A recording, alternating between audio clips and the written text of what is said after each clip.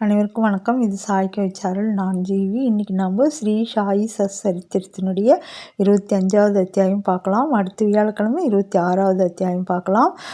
சாய் கவிச்சாரல் சேனலை சப்ஸ்கிரைப் பண்ணிக்கோங்க. வாங்க முதல்ல குருவையும் இஷ்ட தெய்வங்களையும் வணங்கிக்கலாம். ஓம் சாய் பாபா போற்றி, ஓம் எம்பெருமானி போற்றி, ஓம் விநாயகரே போற்றி. இன்றைக்கி நாம் 25வது அத்தியாயத்தில் என்ன பார்க்க போகிறோம்னா, அஹ்மத் நகர் தாமு அண்ணா. அதில் முதலாவது வியாபார விவகாரம், இரண்டாவது மாம்பழ லீலை. அதுக்கு முன்னாடி முதல்ல முன்னுரை பார்க்கலாம். கருணை கடலும் ஈஸ்வர அவதாரமும் பரபிரம்மமும் மாபெரும் யோகீஸ்வரனும் ஆகிய சாயிபாபாவுக்கு நமது அஷ்ட அங்கங்களாலும் நமஸ்கரித்துவிட்டு நாம் இங்கே அத்தியாயத்தை தொடங்குகிறோம். ஞானிகளின் மணிமுடியாகவும் எல்லா புனித பொருள்களின் இருப்பிடமாகவும் நமது ஆத்மா ராமனே ஆகவும் பக்தர்களுக்கு ஒரு வல்லமை வாய்ந்த அடைக்கல பொருளாகவும் விளங்கும் சாய்பாபாவுக்கு ஜெயம் உண்டாகட்டும். வாழ்க்கையின் லட்சியம், குறிக்கோள் இவற்றை எய்திய அவர் முன் வீழ்ந்து வணங்குகிறோம். சாயிபாபா எப்பொழுதுமே கருணை நிறைந்தவராக இருக்கிறார். அவர் பால் முழு மனதாக பக்தியே நம்மை பொறுத்தவரை தேவைப்படுவதாகும். உறுதியான நம்பிக்கையும் பக்தியும் ஒரு பக்தன் பெறும்போது அவனது விருப்பங்கள் விரைவில் நிறைவேறுகின்றன. சாய்பாபாவின் வாழ்க்கையையும் லீலைகளையும் எழுத வேண்டும் என்ற ஆர்வம் ஹேமாட் பந்தின் உள்ளத்தில் எழுந்தபோது அதை உடனே அவரை கொண்டு எழுதி முடிக்கச் செய்தார்.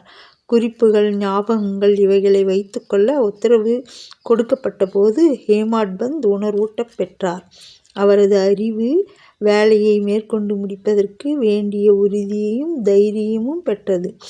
இப்பணியை மேற்கொள்ள தாம் தகுதியுடையவரல்ல என்றும், ஆனால் பாபாவின் அருள் நிறைந்த ஆசீர்வாதங்களே மேற்கொண்ட பணியை சம்பூர்ணம் செய்வதற்கு அவரை ஊக்குவித்தது என்றும் அவர் கூறுகிறார்.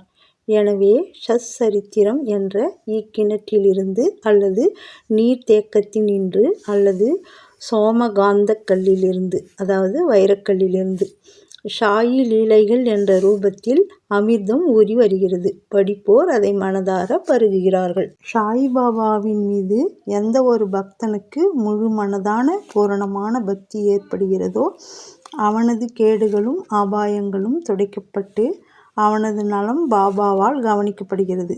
அஹ்மத் நகரை சார்ந்த, தற்போது புனேவை சார்ந்த தாமோதரர் ஷாவல்ராம் ராஷனே காஷார் என்ற தாமு அண்ணாவின் கதை மேற்கூறிய கருத்தினை விளக்கமாக கீழே தரப்படுகிறது.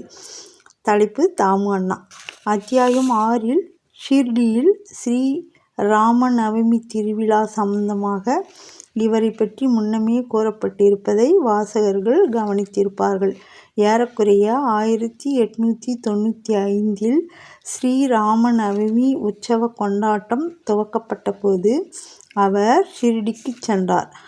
அதிலிருந்து ஒவ்வொரு வருட விழாவின் போதும் அவர் அலங்கார கொடியையோ அல்லது பொம்மையுள்ள குச்சியையோ ஏற்பாடு செய்து வந்தார். அவ்விழாவிற்கு வரும் ஏழைகளுக்கும் பக்தர்களுக்கும் அவர் அன்னதானம் செய்தார். அடுத்த தலைப்பு: அவரது வியாபார யோக பேரங்கள். முதல்ல பஞ்சு. தாமு அண்ணாவும் பம்பாய் நண்பர் ஒருவரும் கூட்டாக பஞ்சு பேர வியாபாரம் செய்ய வேண்டும் என்றும் அது பல லட்சங்களை லாபமாக கொணரும் என்றும் எழுதியிருந்தார். திரு பி.வி. நரசிம்ம சுவாமியிடம் 1936இல் தாமு அண்ணா கொடுத்த வாக்குமூலத்தின்படி பம்பாய் விவகாரம் கூட்டாளி இல்லாமல் தரகர் ஒருவரிடமிருந்து பெற்றதென்பதும் தாமு அண்ணா மட்டும் லாபம் பெறுவார் என்றும் கூறப்பட்டிருக்கிறது. வியாபாரம் நன்றாயிருக்கிறது என்றும் எவ்வித அபாயமும் இல்லை என்றும் வாய்ப்பு தவறவிடக்கூடாது என்றும் தரகர் எழுதியிருந்தார். தாமு அண்ணா மனதில் ஊசலாடி கொண்டிருந்தார். இந்த விவகாரத்தில் உடனே முடிவெடுக்க அவரால் முடியவில்லை. இதை பற்றி அவர் சிந்தித்தார். அவர் பாபாவின் பக்தர். எல்லா தகவல்களையும் கொடுத்து அவர் சாமாவுக்கு ஒரு கடிதம் எழுதினார். இது குறித்து பாபாவை கேட்டு அவரது உபதேசத்தை எழுதும்படியும் வேண்டிக் கொண்டிருந்தார். அடுத்த நாள் கடிதம் சாமாவுக்கு கிடைத்தது. மத்தியானம் மசூதிக்கு வந்து அதை பாபாவின் முன் வைத்தார். சாமாவை விஷயம் என்னவென்று கேட்டு கடிதம் எதை பற்றியது என்று வினவினார். ஷாமா, சில விஷயங்கள் பற்றி அஹ்மத் நகரை சேர்ந்த தாமு அண்ணா தங்களை கேட்க விரும்புகிறார். பாபா, அவன் என்ன எழுதியிருக்கிறான்? என்ன திட்டம் போடுகிறான்? கடவுள் கொடுத்ததை கொண்டு திருப்தி அடையாமல் ஆகாயத்தை பிடிக்க முயற்சி செய்வதாக தெரிகிறது. கடிதத்தை படி. ஷாமா கடிதத்தை படித்தார். தாங்கள் இப்போது கூறியதைத்தான் இக்கடிதம் கூறுகிறது. ஓ தேவா, நீங்கள் இங்கே அமைதியாகவும் அடக்கமாகவும் அமர்ந்து கொண்டு பக்தர்களை குழப்பச் செய்து அவர்கள் அமைதியற்று தவிக்கும்போது சிலரை கடிதம் மூலமாகவும் சிலரை நேரடியாகவும் இங்கு இழுக்கிறீர்கள். கடிதத்தில் அடங்கியுள்ள விஷயம் தங்களுக்கு தெரியும் என்றால் பின்னை என்னை ஏன் படிக்கும்படி சொல்லி வற்புறுத்துகிறீர்கள்? பாபா, ஓ ஷாமா, தயவுசெய்து அதை படி.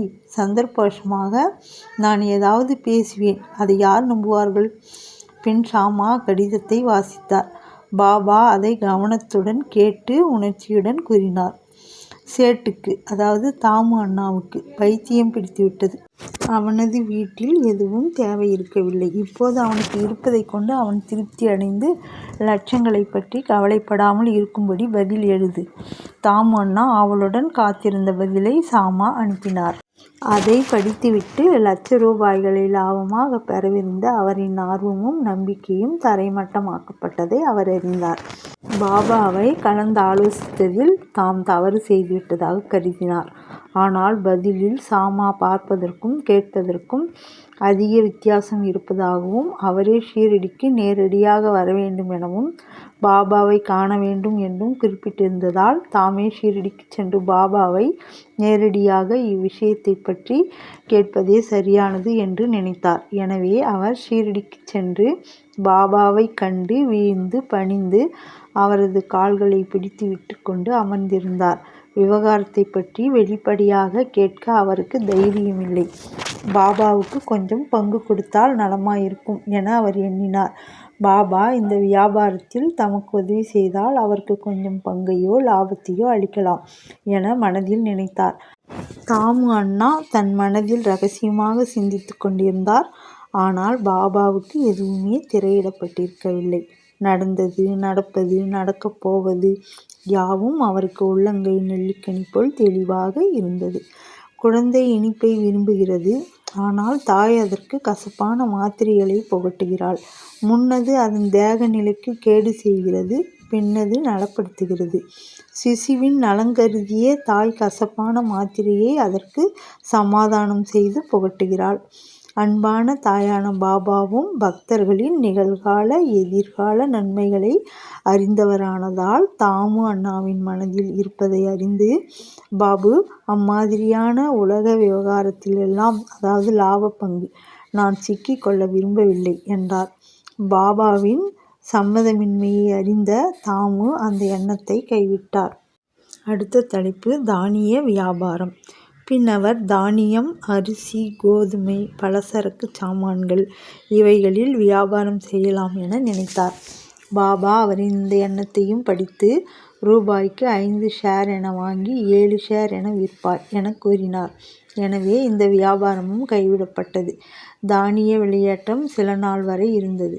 பாபாவின் தீர்க்க தரிசனம் பொய்யாகிவிடும் போல் தோன்றியது. ஆனால் 1-2 மாதங்களில் எங்கும் ஏராளமான மழை பெய்து விலைகளெல்லாம் திடீரென இறங்கி போய்விட்டன. எனவே தானியத்தை சேர்த்து வைத்தவர்கள் எல்லாம் நஷ்டமடைந்தனர். இவ்விதியிலிருந்து தாமு அண்ணா காப்பாற்றப்பட்டார். மற்றொரு வியாபாரியுடன் தரகர் நடத்திய பஞ்சு வியாபாரமும் பயங்கரமான நஷ்டம் அடைந்ததென கூற தேவையில்லை. பஞ்சு, தானியம் என்ற 2 வியாபாரங்களிலும் உள்ள பலத்த நஷ்டத்தில் இருந்து தன்னை காப்பாற்றியதை கண்ட தாமு அண்ணாவின் நம்பிக்கை பலமடைந்து அவரின் உண்மை பக்தராக இன்று வரை கூட இருந்து வருகிறார். அடுத்த தலைப்பு ஆம்ர லீலா, அதாவது மாம்பழ அற்புதம். ஒரு முறை 300 நல்ல மாம்பழங்கள் கொண்ட ஒரு பார்சல் ஷீரடிக்கு வந்தது. அது கோவாவிலிருந்து லாலே என்ற மம்லத்தாரால் பாபாவுக்கு சாமாவின் பேரில் அனுப்பப்பட்டு இருந்தது. அது திறக்கப்பட்டதும் எல்லா மாம்பழங்களும் நன்றாக இருந்தன. அவைகளில் 4 மட்டுமே பாபா தமது கோலம்பாவில் வைத்து கொண்டு மீதியை சாமாவிடம் ஒப்படைத்தார். இந்த 4 பழமும் தாமு அண்ணாவுக்கு. அவைகள் இங்கேயே இருக்கட்டும் என்றார் பாபா. இந்த தாமு அண்ணாவுக்கு 3 மனைவிகள். முன்னரே சொல்லப்பட்ட அவருடைய வாக்குமூலத்தின்படி அவருக்கு 3 அல்ல 2 மனைவியர்தாம். அவருக்கு குழந்தைகள் இல்லை. பல ஜோசியர்களை கலந்தும் தாமே ஜோசியத்தை ஓரளவு கற்றும் ஒரு பாபகிரகம் தன் ஜாதகத்தில் புத்திரஸ்தானத்தில் இருப்பதால் தனக்கு குழந்தை பிறக்க வாய்ப்பில்லை என அறிந்து கொண்டார். ஆனால் பாபாவிடம் அவருக்கு பெருநம்பிக்கை உண்டு. மாம்பழம் வந்து சேர்ந்த 2 மணிக்கு பின்னால் பாபாவை வணங்க அவர் ஷிர்டி சென்றபோது மற்றவர்கள் எல்லாம் அந்த மாம்பழத்துக்காக ஏங்கினார்களாயினும் அவர்கள் தம்மியாவினுடையதே. யாரை சேர வேண்டுமோ அவர் அதை உண்டு மரிக்க வேண்டும் என பாபா கூறினார். இவ்வார்த்தைகளை முதலில் தாமு அண்ணா கேட்டபோது அதிர்ச்சி அடைந்தார். ஆனால் மகால்சாபதி அவைகளை விளக்கினார். சாவு என்பது தான் என்ற அகங்காரச் சாவு ஆகும். அது பாபாவின் திருவடியருகில் நிகழ்வது ஒரு ஆசியே ஆகும். மனம் தெளிந்து நாம் பழத்தை வாங்கி சாப்பிடுவதாக தாமு கேட்டுக்கொண்டார். ஆனால் பாபா அவரிடம், நீயே தின்றுவிடாதே, உனது இளைய மனைவிக்கு இவைகளை கொடு. இந்த ஆம்ரலீலா அதாவது மாம்பழ அற்புதம் அவளுக்கு 4 மகன்களையும் 4 மகள்களையும் கொடுக்கும். காலப்போக்கில் பாபாவின் மொழிகளே உண்மையாயின, ஜோசியர்களுடையது அல்ல என்றும் அறியப்பட்டது. பாபாவின் கூற்றுகளில் திறமும் பெருமையும் அவர் வாழ்நாளில்தான் நிரூபணமாயிற்றதென்றால் ஆச்சரியத்திலும் ஆச்சரியம். அவர் சமாதி அடைந்த பின்னும் அது மாதிரியே நிகழ்ந்தன. நான் இறந்துவிட்ட போதிலும் என்னை நம்புங்கள். எனது சமாதியில் உள்ள எலும்புகள் உங்களுக்கு நம்பிக்கையையும் தைரியத்தையும் அளிக்கும். நான் மட்டும் அல்ல, என்னிடம் முழு இதயத்தோடு சரணடைபவர்களுடன் எனது சமாதியும் பேசும், கூட செல்லும், தொடர்பு கொள்ளும். நான் உங்களிடத்து இல்லை என்பதாக கவலை கொள்ளாதீர்கள். எனது எலும்புகள் உங்களது நலத்தை குறித்து பேசி விவாதிப்பதை கேட்பீர்கள். ஆனால் என்னையே எப்பொழுதும் நினைவு கூறுங்கள். உள்ளம், உயிர் இவற்றால் என்னை நம்புங்கள். அப்போதுதான் நீங்கள் மிகுந்த பலனை அடைவீர்கள் என்றார். அடுத்த தலைப்பு பிரார்த்தனை. இவ்வத்தியாயத்தை ஹேமாட்பந்த் ஒரு வேண்டுதலுடன் முடிக்கிறார். ஓ ஷாயி சத்குருவே, பக்தர்களின் கற்பகத் தருவே, நாங்கள் வேண்டுகிறோம். தாங்கள் பாதாம்புயத்தை மறக்கவோ காணாமலோ இருக்கக்கூடாது. இச்சம்சார வாழ்க்கையின் பிறப்பு இறப்புகளால் நாங்கள் அல்லலுற்று கொண்டிருக்கிறோம். இச்சூழலில் இருந்து எங்களை இப்பொழுது விடுவித்தருளும். எங்களது புலன்கள் ஆசைகளை தேடி ஓடுவதிலிருந்து எங்களை தடுத்தருளி அந்தர்முக ஆத்ம தரிசனத்தை பெற திருப்பிவிடுங்கள். புலன்களும் மனதும் இப்படி வெளியில் ஓடித் திரியும் இயல்பை தடுக்காவிடில் தடை செய்யப்படாத வரை தன்னை உணரும் நல்வாய்ப்பே கிடையாது. மகனோ மனைவியோ நண்பனோ இறுதியில் நமக்கு உதவுவது கிடையாது.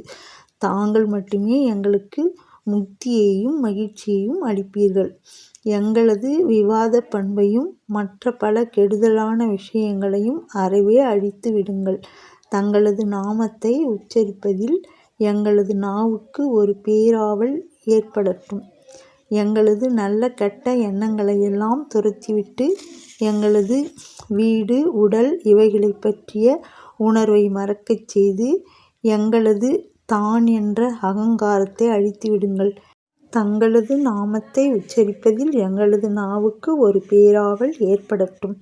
எங்களது நல்ல கெட்ட எண்ணங்களையெல்லாம் துரத்திவிட்டு எங்களது வீடு, உடல் இவைகளை பற்றிய உணர்வை மறக்கச் செய்து எங்களது தான் என்ற அகங்காரத்தை அழித்துவிடுங்கள். எப்போதும் தங்கள் நாமத்தை நினைவு கூர்ந்து மற்ற எல்லாவற்றையும் மறந்துவிடச் செய்யுங்கள். எங்களது மனச்சலனங்களை அடக்கி அமைதி, சாந்தம் இவைகளை எங்களுக்கு அருளுங்கள். தாங்கள் எங்களை சற்றே அரவணைத்தால் எங்கள் அறியாமை இருள் மறைந்து உங்கள் ஒளிபெற்ற மகிழ்வுடன் வாழ்வோம். தங்களது நல்லருளினாலும் எங்களது முந்தைய நல்வினைகளாலும் தங்களது லீலாமிருதத்தை பருகச் செய்து ஆழ்ந்த துயிலிலிருந்து எங்களை எழுப்பிவிட்டீர்கள். குறிப்பு: முன்னரே குறிப்பிட்ட தாமு அண்ணாவின் வாக்குமூலத்திலிருந்து கீழ்க்கண்ட பகுதி கவனத்திற்குரியது. ஒருமுறை நான் அவர் திருவடிகளருகில் மற்றவர்களுடன் அமர்ந்திருக்கும் போது எனது மனதில் 2 கேள்விகள் எழுந்தன. பாபா அவ்விரண்டிற்கும் விடையளித்தார். முதல், சாயிபாபாவைச் சுற்றி இவ்வளவு பேர் கூடுகிறார்களே, இவர்கள் அனைவரும் அவரிடமிருந்து பலன் பெறுகிறார்களா? இதற்கு அவர் தம் வாய்மொழியிலேயே பதிலிறுத்தார். பூத்திருக்கும் போது அம்மரத்தைப் பார்.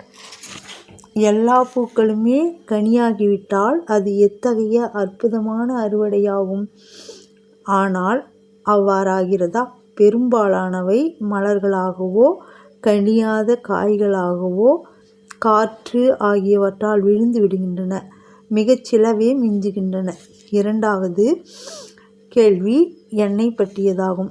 பாபா இறக்க நேரிட்டால் எத்தகைய நம்பிக்கையற்ற நிலையில் நான் நிலை குலைவேன்? அப்போது நான் எங்கனம் வாழ்வேன்? இதற்கு பாபா நான் அவரை நினைக்கும் போதெல்லாம் எப்பொழுதும் எங்கும் என்னுடன் இருப்பதாக பதில் கூறினார். இந்த வாக்குறுதியை அவர் 1918ஆம் ஆண்டுக்கு முன்னரும் அதற்கு பின்னரும் காப்பாற்றி கொண்டிருக்கிறார். அவர் இன்னும் என்னுடன் இருக்கிறார். இன்னும் எனக்கு வழிகாட்டுகிறார். இது 1910லிருந்து 11இல் எனது சகோதரர்கள் என்னை விட்டு பாகம் பிரித்து போய் எனது சகோதரி இறந்து, ஒரு திருட்டு நடந்து, போலீஸ் விசாரணை முதலியவைகளால் நான் மனமுடைந்து இருந்த சமயம். எனது சகோதரி இறந்தபோது என் மனம் மிகவும் கலக்கமுற்றது. எனது வாழ்க்கைக்கோ இன்பங்களுக்கோ நான் கவலைப்படவில்லை. பாபாவிடம் நான் சென்றபோது தமது உபதேசங்களால் என்னை அவர் சாந்தமாக்கினார். அப்பா குல்கர்னியின் வீட்டில் ஒரு பூரன் போலி சாப்பிடச் செய்து சந்தனம் பூசச் செய்தார். எனது வீட்டில் ஒரு திருட்டு நடந்தது. எனது 30 வருட நண்பன் என் மனைவியின் வைரப் பெட்டியை அதனுள் இருந்த ஒரு புனித மூக்கு வளையத்துடன் திருடிவிட்டான். பாபாவின் புகைப்படத்தின் முன் நான் அழுதேன். மறுநாள் அப்பெட்டியுடன் அவன் திரும்பி வந்து மன்னிப்பு வேண்டினான். ஸ்ரீ சாயியை பணிக. அனைவருக்கும் சாந்தி நிலவட்டும். ஒவ்வொரு வாரமும் ஒரு அத்தியாயம்னு பார்த்துட்ருக்கோம். முதல் அத்தியாயத்திலேருந்து ஒரு வாரம் தவறாமல் வியாழக்கிழமை இப்போது 25வது அத்தியாயம் முடிச்சிட்டோம். அடுத்த வியாழக்கிழமை 26வது அத்தியாயம் பார்க்க போகிறோம். உங்கள் ஃப்ரெண்ட்ஸுக்கு சொல்லுங்கள். எல்லாரும் கேட்டு பயனடையட்டும். நன்றி.